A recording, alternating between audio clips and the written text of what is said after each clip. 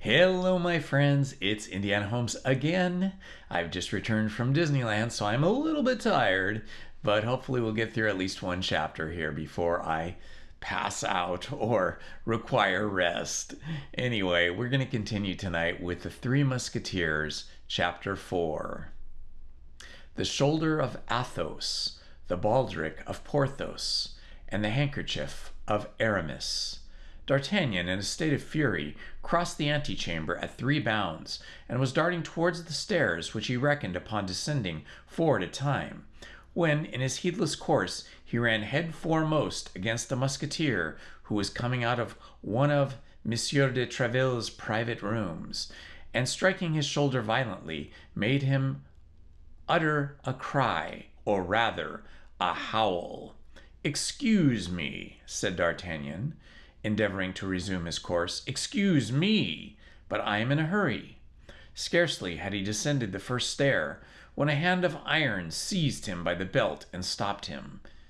"You are in a hurry?" said the Musketeer, as pale as a sheet. "Under that pretense you run against me? You say, 'Excuse me,' and you believe that is sufficient?"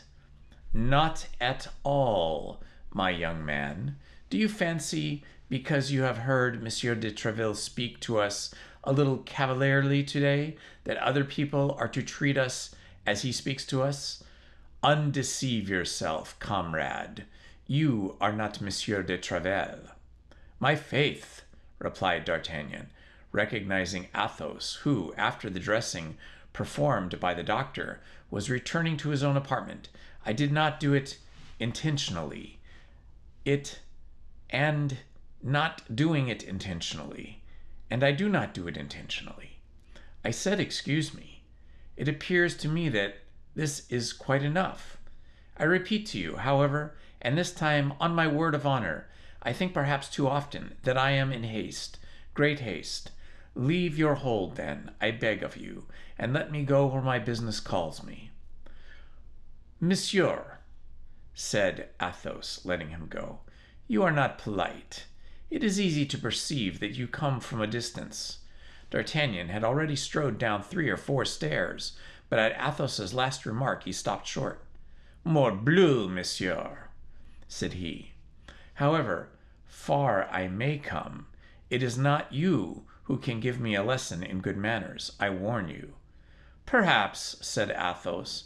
"Ah, if I were not in such haste, and if I were not running after someone," said D'Artagnan.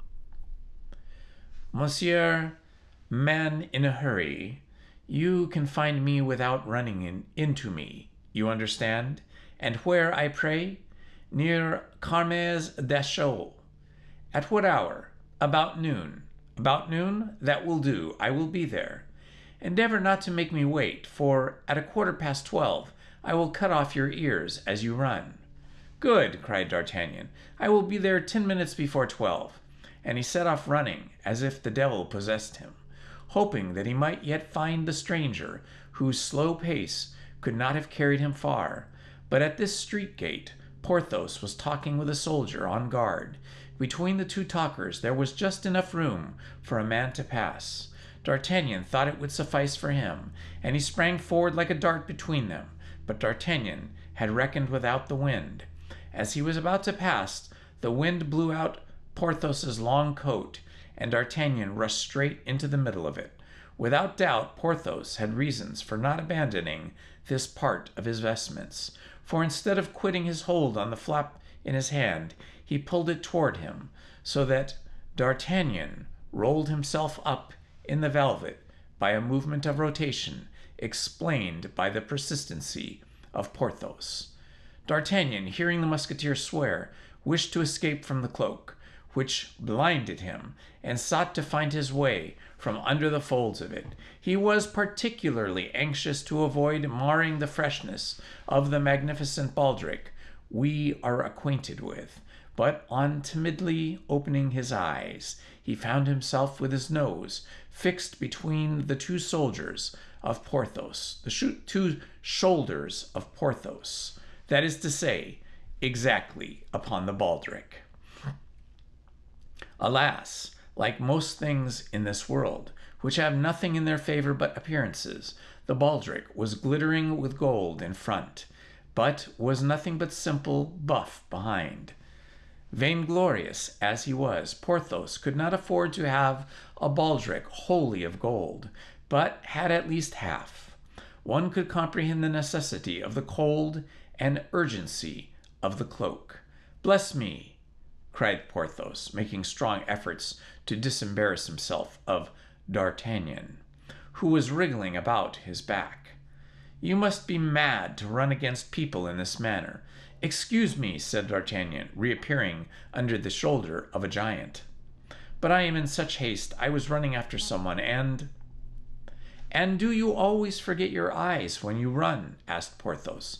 "No," replied D'Artagnan, piqued, "and thanks to my eyes I can see what other people cannot see." Whether Porthos understood him or did not understand him, giving way to his anger, "Monsieur," said he, "you stand a chance of getting chastised if you rub Musketeers in this fashion." "Chastised, monsieur?" said D'Artagnan. "The expression is strong. It is one that becomes a man accustomed to look his enemies in the face. Ah, perdu! I know full well that you don't turn your back to yours." And the young man, delighted with his joke, went away laughing loudly. Porthos foamed with rage and made a movement to rush after D'Artagnan. Presently, cried the latter, "when you haven't your cloak on. At 1 o'clock, then, behind the Luxembourg." "Very well, at 1 o'clock, then," replied D'Artagnan, turning the angle of the street.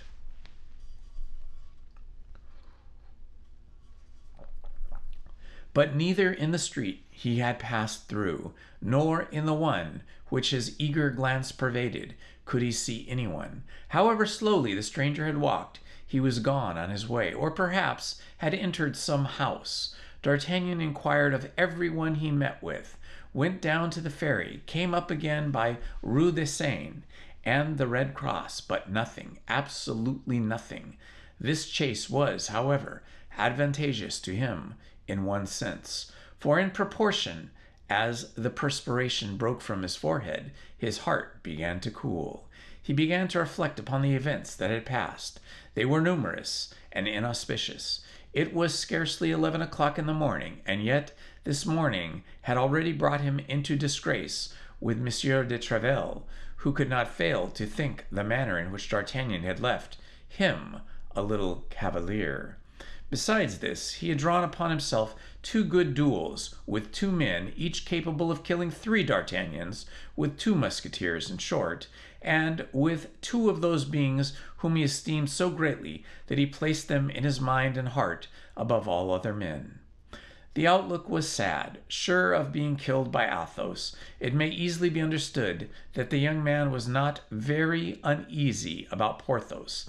As hope, however, is the last thing extinguished in the heart of a man, he finished by hoping that he might survive, even though with terrible wounds in both duels. And in case of surviving, he made the following reprehensions upon his own conduct. "What a madcap I was, and what a stupid fellow I am! That brave and unfortunate Athos was wounded on the very shoulder against which I must run head foremost, like a ram. The only thing that astonishes me is that he did not strike me dead at once. He had good cause to do so. The pain I gave him must have been atrocious. As to Porthos, faith, that's a droll affair." And in spite of himself, the young man began to laugh aloud, looking round carefully, however, to see that his solitary laugh, without a cause in the eyes of a passer-by, offended no one. "As to Porthos, that is certainly droll, but I am not less a giddy fool, and people to be run against without warning. No, and have I any right to go and peep under their cloaks to see what is not there?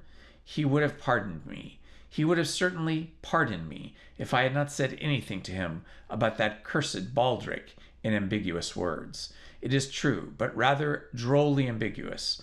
Ah, cursed Gascon, that I am! I get from one hobble into another. Friend D'Artagnan, continued he, speaking to himself, with all the amenity that he thought due to himself, if you escape, of which there is not much chance, I would advise you to practice perfect politeness for the future. You must henceforth be admired and quoted as a model of it. To be obliging and polite does not necessarily make a man a coward. Look at Aramis now. Aramis is mildness and grace personified. Well, did anybody ever dream of calling Aramis a coward? No, certainly not. And from this moment I will endeavor to model myself after him. Ah, that's strange. Here he is.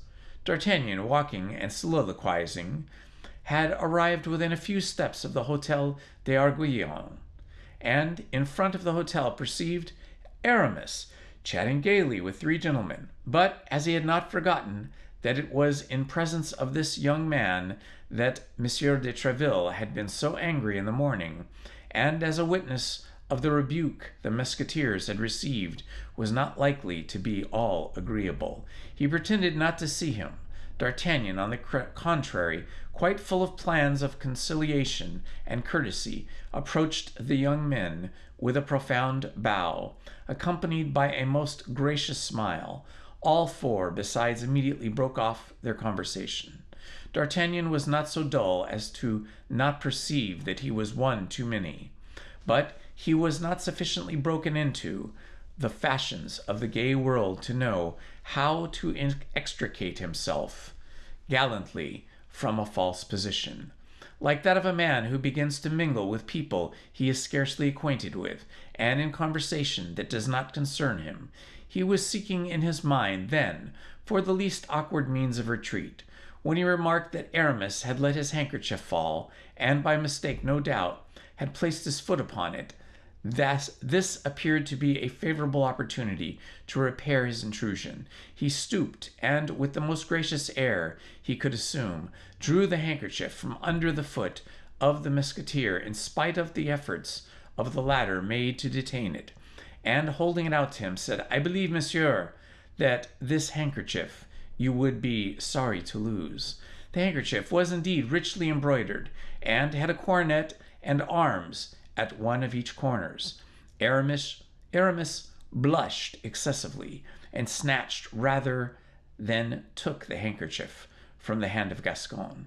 "Ah, ah," cried one of the guards, "will you persist in saying, most discreet Aramis, that you are not on good terms with Madame de Boutrecy, when that gracious lady has the kindness to lend you one of her handkerchiefs?" Aramis darted at D'Artagnan one of those looks which inform a man that he has acquired a mortal enemy. Then, resuming his mild air, "You are deceived, gentlemen," said he. "This handkerchief is not mine, and I cannot fancy why monsieur has taken it to his head to offer it to me rather than to one of you. And as proof of that, I say, here is mine in my pocket."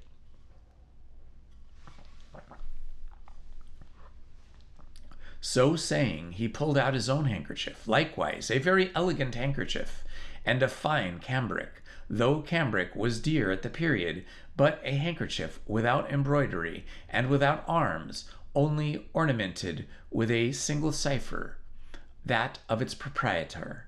This time D'Artagnan was not hasty. He perceived his mistake, but the friends of Aramis were not at all convinced of his denial, and one of them addressed the young Musketeer with affected seriousness.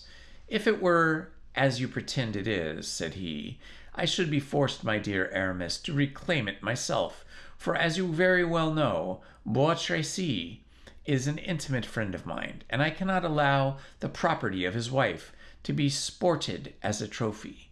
"You make the demand badly," replied Aramis, "and while acknowledging the justice of your reclamation, I refuse it on account of the form. The fact is," hazarded D'Artagnan timidly, "I did not see the handkerchief fall from the pocket of Monsieur Aramis.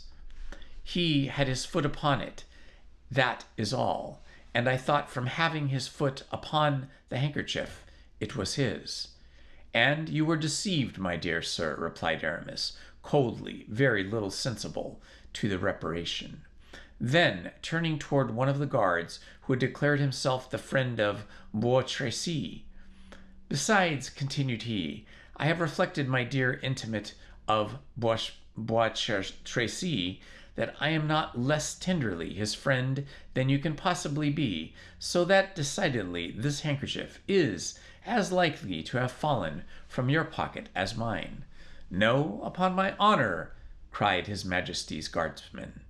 You are about to swear upon your honor, and I upon my word, and then it will be pretty evident that one of us will have lied.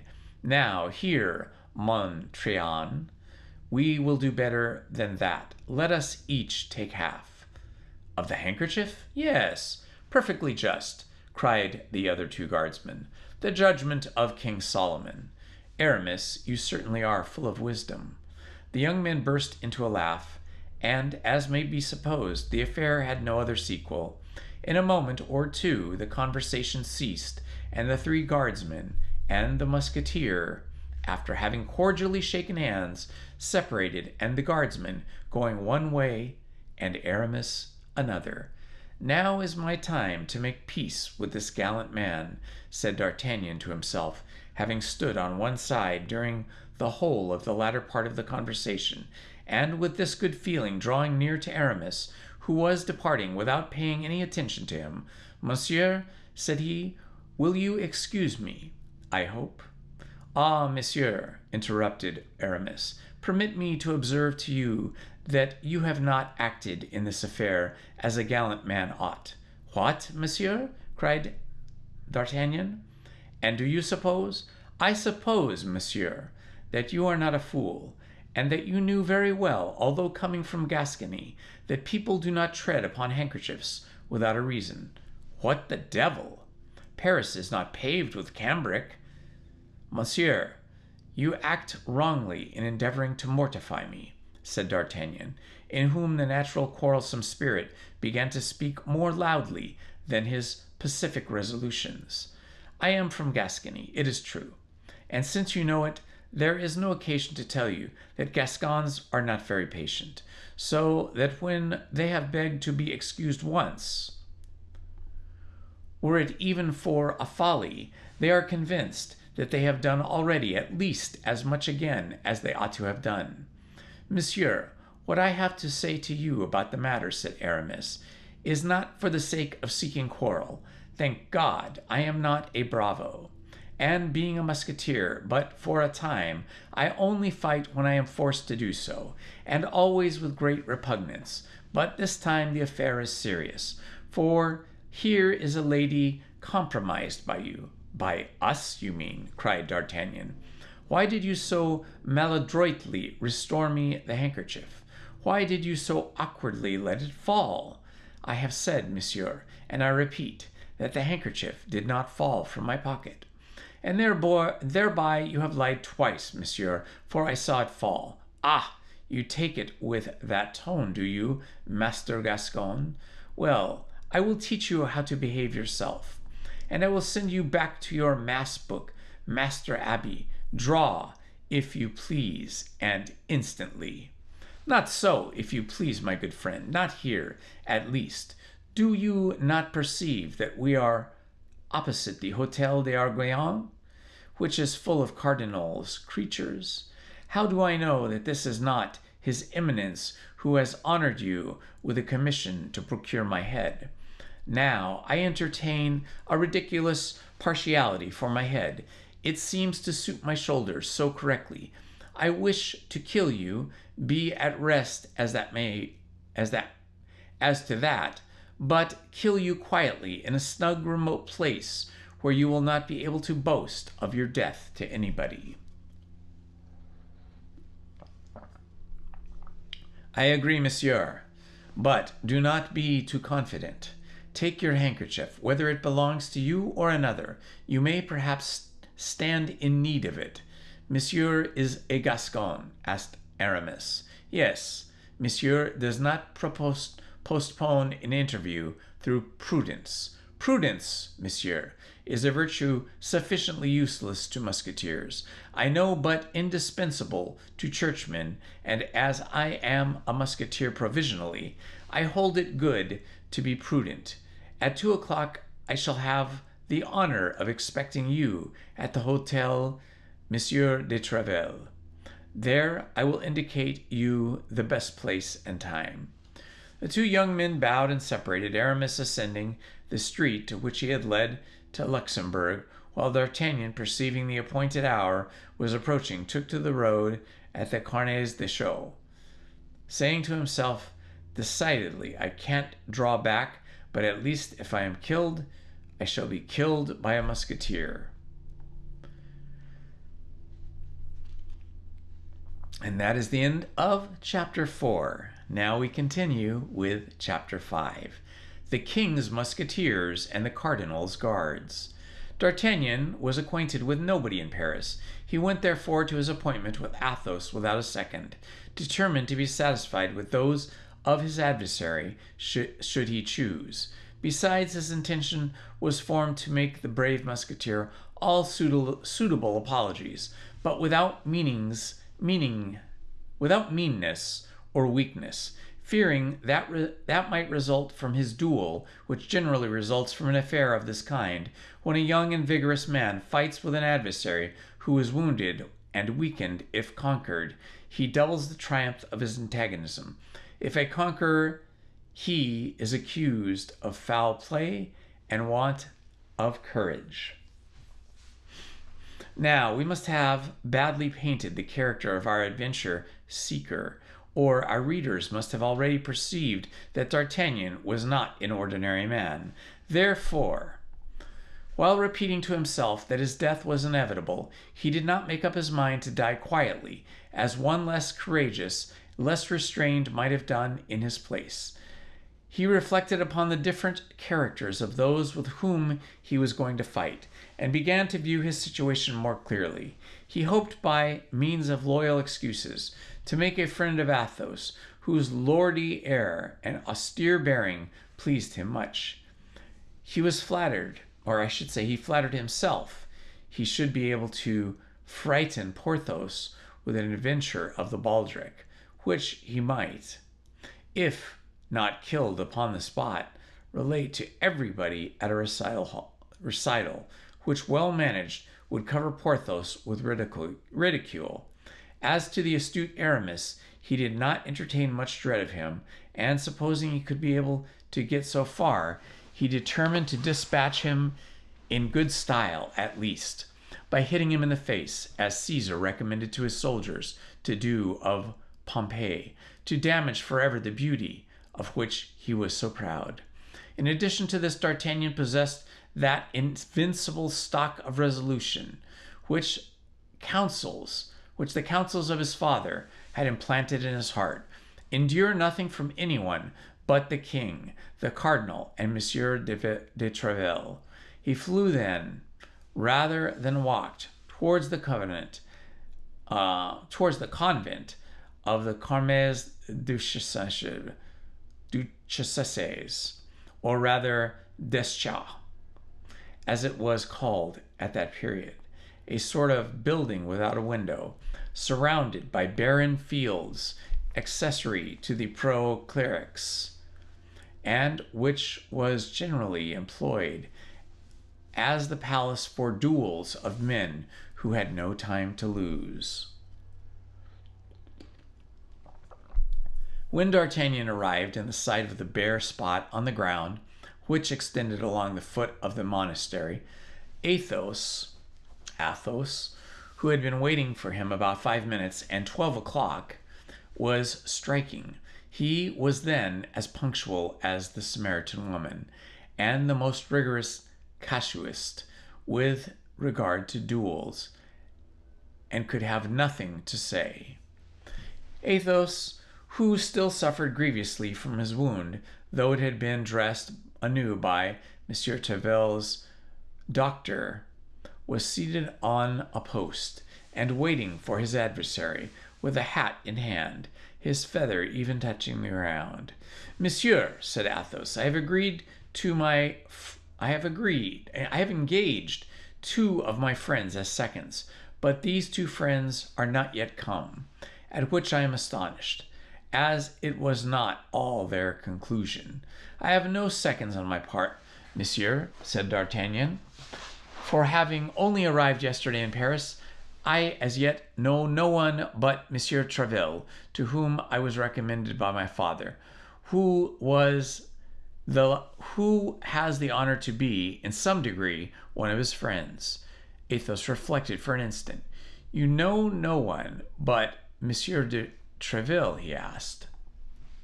Yes, monsieur, I know him, only him. Well, but then, continued Athos, speaking half to himself, if I kill you, I shall have the air of baby boy slayer.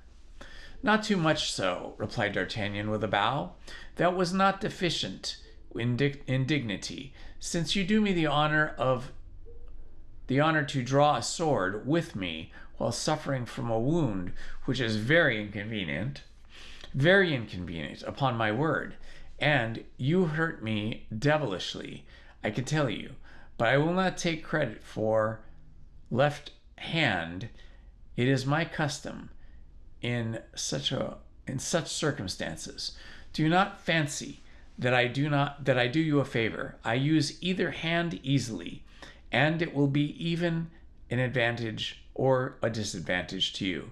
A left-handed man is very troublesome to people who are not prepared for it, and I regret to inform you sooner of this circumstance. You have truly, monsieur, said D'Artagnan, bowing again, a courtesy for which I assume you and I am grateful. You confuse me, replied Athos, with his gentlemanly air. Let us talk of something else, if you please. Ah, sure's blood. How you have hurt my feelings. My shoulder is quite painful. If you would permit me, said D'Artagnan, with timidity. What, monsieur? I have a miraculous balsam for wounds, a balsam given to me by my mother, and of which I have made a trial upon myself. Well, I am sure that in less than 3 days, this balsam would cure you. And at the end of 3 days, when you would be cured, well, sir, it would still do me a great honor to be your man. D'Artagnan spoke these words with a simplicity that did honor to his courtesy, without throwing the least doubt upon his courage. Pardieu, monsieur, said Athos, that's a proposition that pleases me. Not that I can accept it, but a league off it savors the gentleman.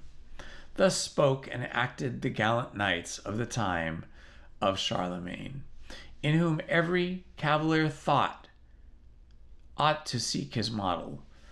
Uniformly, we do not live in the times of the great emperor. We live in the times of the cardinal. And 3 days hence, however, well the street secret might be guarded, it will be known, I say, that we were to fight and our combat would be prevented. I think these fellows will never come. If you are in haste, monsieur, said D'Artagnan, with the same simplicity with which a moment before he had proposed to him, to put off the duel for 3 days, and if it be your will to dispatch me at once, do not inconvenience yourself, I pray you. There is another word which pleases me, cried Athos, with a gracious nod to D'Artagnan.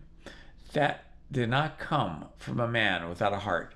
Monsieur, I love men of your kidney, and I foresee plainly that if we don't kill each other, I shall hereafter have much pleasure in your conversation.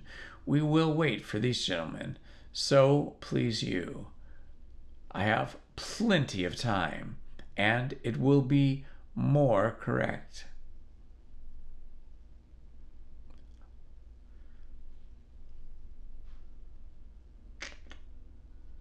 Okay. In fact, at the end of the Rue Vaugirard, the gigantic Porthos appeared. What? Cried D'Artagnan. Is your first witness Monsieur Porthos? Yes, that disturbs you? By no means. And here is the second. D'Artagnan turned in his direction, pointed to Athos, and perceived Aramis. What? Cried he, in an accent of greater astonishment than before. Your second witness is Monsieur Aramis? Doubtless. Are you not aware that we are never seen one without the others, and that we are called among the Musketeers and the guards at the court of the city Athos, Porthos, and Aramis, or the three inseparables? And yet, as you come from Dax or Pau, from Tarbes, said D'Artagnan. It is probable you are ignorant of this little fact, said Athos. My faith, replied D'Artagnan, you are well named, gentlemen, and my adventure, if you should make any noise, will prove at least that your opinion and your union is not founded upon contrasts. In the meantime, Porthos had come up, waved his hand to Athos, and then turning toward D'Artagnan, stood quite astonished. Let us say, in passing, that he had changed his baldric and relinquished his cloak. Aha! Said he, what does this mean? This is the gentleman I am going to fight with, said Athos, pointing to D'Artagnan with his hands and saluting him with the same gesture. Why, it is with him I am also going to fight, said Porthos. But not before 1 o'clock, replied D'Artagnan. But I am also armed to fight with his gentleman, said Aramis, coming out in his turn. But not until 2 o'clock, said D'Artagnan, with the same calmness. But what are you going to fight about, Athos? Asked Aramis. Faith, I don't very well know. He hurt my shoulder, and you know, Porthos. Faith, I am going to fight because I know I am going to fight, answered Porthos, reddening. Athos, whose keen eye lost nothing, perceived a family sly smile pass over the lips of the young Gascon as he replied. He had a short discussion upon dress. And you, Aramis? Asked Athos. On ours is a mythological quarrel, replied Aramis, making a sign to D'Artagnan to keep secret the the cause of their duel. Athos indeed saw a second smile on the lips of D'Artagnan. Indeed, said Athos, yes, a passage of Saint Augustine, which we could not agree, said Gascon. Deadly, this is a clever fellow, murmured Athos. And now you are assembled, gentlemen, said D'Artagnan. Permit me to offer my apologies. At this word, apologies, a cloud passed over the brow of Athos. A haughty smile curled up in the lip of Porthos, and a negative sign was the reply of Aramis.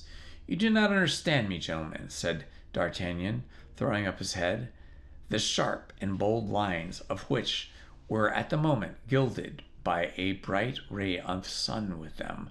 I ask to be excused in the case I should not be able to discharge my debt to all three, for Monsieur Athos was right to kill me first, which must much diminish the face value of your bill, Monsieur Porthos, and render yours almost full, Monsieur Aramis.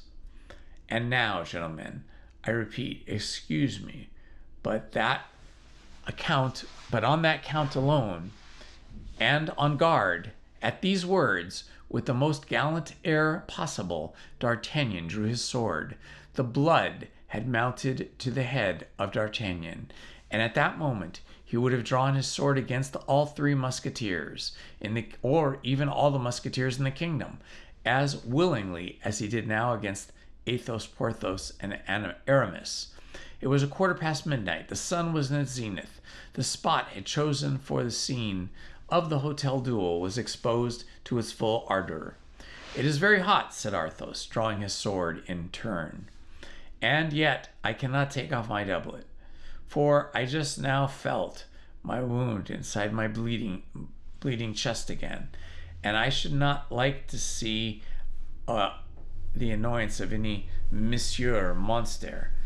with his sight of blood, which he has not drawn from me. That is true, monsieur, replied D'Artagnan. And whether drawn to myself, or by myself, or another, I assure you I shall always view with regret the blood of so brave gentlemen, that I will therefore find in my doublet like yourself. Come, come, enough of such compliments, cried Porthos. Remember, we are waiting for our turns. Speak for yourself when you are inclined to utter such incongruities, interrupted Aramis. For my part, I think they say it is very well said, and quite worthy to gentlemen. When you please, monsieur, said Athos, putting himself on guard. I waited your tables last night, said D'Artagnan, crossing swords, but scarcely had the two rapiers clashed when a company of guards of his eminence, commanded by Monsieur de Jacques, turned the corner of the convent. The cardinal's guards, cried Aramis and Porthos at the same time. Sheath your swords, gentlemen, sheath your swords. But it was too late. The two combatants had been seen in a position which left no doubt of their intentions. Hallo! Cried Jussac, advancing toward them, making a sign to his men to do likewise. Hallo, Musketeers! Fighting anywhere where you're at? And the edicts? What has become of them? You are very generous, gentlemen of the guards, said Athos. A full rancor of Jussac was one of the aggressors of the preceding day. If we were to see you fighting, I can assure you that we would make no effort to prevent you. Leave us alone, then, and you will enjoy a little measurement without cost to yourselves. Gentlemen, said Jussac, it is with great regret that I pronounce the thing impossible. Duty before everything. Sheath, then, if you will please follow us. Monsieur, said Aramis, parodying Jussac, it would afford us great pleasure to obey your polite invitation, if it depended upon ourselves. But unfortunately, the thing is impossible. Monsieur de Tréville has forbidden it. Pass on your way, then. It is the best thing to do. The raillery exasperated Jussac. We will charge upon you when, said he, if you disobeyed. There are 5 of them, said Athos, half aloud. We are but 3.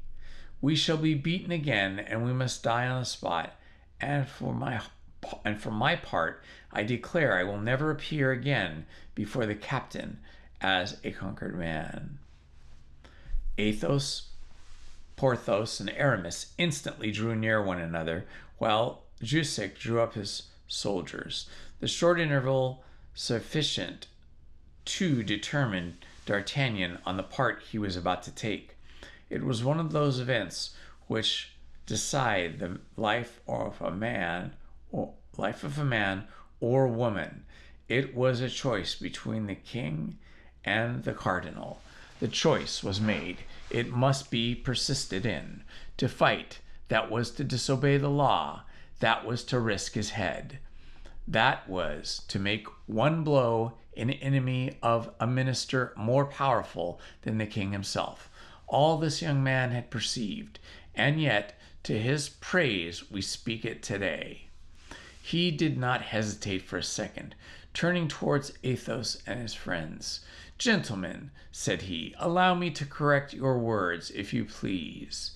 You were but 3, but it appears to me you are 4. But you have not one of us, said Porthos. That is true, replied D'Artagnan. I have not the uniform, but I have the spirit. My heart is that of a musketeer. I feel it, monsieur. That implies on me, and it plies me on. Withdraw, young man, cried Jussac, who doubtless, by his gestures and the expression of his countenance, had guessed D'Artagnan's design. You may retire. We consent to that. Save your skin and be gone quickly. D'Artagnan did not budge. Decidedly, you are a brave fellow, said Athos, but pressing the young man's hand. Come, come, come. Choose your art part. Well said, Porthos to Aramis. We must do something. Monsieur is full of generosity, said Athos, but all three had just reflected upon the youth of D'Artagnan and his dreaded inexperience.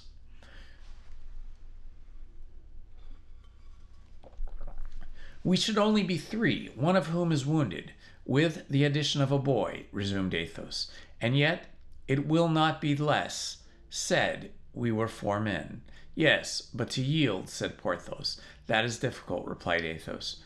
D'Artagnan comprehended their irresolution. Try me, gentlemen, said he, and I swear to you, by my honor, that I will not go hence if we are conquered. What is your name, brave fellow? Said Aramis. D'Artagnan, Monsieur. Well then, Athos, Porthos, and Aramis, and D'Artagnan, forward, cried Athos. Come, gentlemen, have you decided? Cried Jussac for the 3rd time. It is done, gentlemen, said Athos. And what is your choice? Asked Jussac. We are about to have the honor of charging you, replied Aramis, lifting his hat with one hand and drawing his sword with the other. Ah, you resist, do you? Cried Jussac. S'blood! Does that astonish you? And the 9 combatants rushed upon each other with a fury which, however, did not exclude a certain degree of skill and method. Athos fixed upon a certain Cossack, a favorite of the cardinal's. Porthos had a baccarat, and Aramis found himself opposed to 2 adversaries. As to D'Artagnan, he sprang toward justice himself. The heart of the young man, Gascon, beat as it would have burst, as though his side were not far from fear. God be thanked, he had not made it off shade, but with emulation. He fought like a furious tiger, turning 10 times round his adversary and changing his ground and his guard 20 times. Jussac was, as was then said, a fine blade, and had much practice. Nevertheless, it required all his skill to defend himself against an adversary who, active and energetic, departed every instant from the received rules, attacking him from all sides at once, and yet parrying like a man who had the greatest respect for his own epidermis. This contest at length exhausted Jussac's patience. Furious to be held back in check by one whom he had considered a boy, he became warm and began to make mistakes. D'Artagnan, though wanting to practice, had a sound theory, redoubled his agility. Jussac, anxious to put an end to this, springing forward, aimed a terrible thrust at his adversary, but the latter parried, and while Jussac was recovering himself, glided like a serpent beneath his blade, and passed his sword through his body. Jussac fell like a dead mass. D'Artagnan then cast an anxious and rapid glance over the field of battle. Aramis had killed one of his adversaries, but the other pressed him warmly. Nevertheless, Aramis was in a good situation, and able to defend himself. Baccarat and Porthos had just made counter-hits. Porthos had received a thrust through his arm, and Baccarat through his thigh, but neither of these 2 wounds was serious, as they only fought more earnestly. Athos, wounded anew by a chasuak, came evidently paler, but did not give way one single foot. He only changed his sword hand and fought with his left hand. According to the laws of dueling at that period, D'Artagnan was at liberty to assist whom he pleased. While he was endeavoring to find out which of his companions stood in the greatest need, he caught the glance from Athos. The glance was of sublime eloquence. Athos would have died rather than appeal for help, but he could look, and with that look ask for assistance. D'Artagnan interpreted the look. With a terrible bound, he sprang to the side of Cusack, crying, "To me, Monsieur Guardsman, I will slay you." Cusack turned. It was time, for Athos, whose great courage alone supported him, sank upon his knees. "Sablood!" cried he to D'Artagnan. "Do not kill him, young man, I beg of you. I have an old affair to settle with him, and I am cured and sound again. Disarm him only, make sure of his sword. That is it. Very well done." The exclamation was drawn from Athos by seeing the sword of Cusack fly 20 paces from him. D'Artagnan and Cusack sprang forward at the same instant, and the one to recover, the other to obtain the sword, but D'Artagnan, being the more active, reached it first and placed his foot upon it. Cusack immediately ran to the other guardsman whom Aramis had killed, seized his rapier, and returned toward D'Artagnan. But on his way he met Athos, who, during his relief which D'Artagnan had procured him, had recovered his breath, and who, for fear that D'Artagnan would kill his enemy, wished to resume the fight.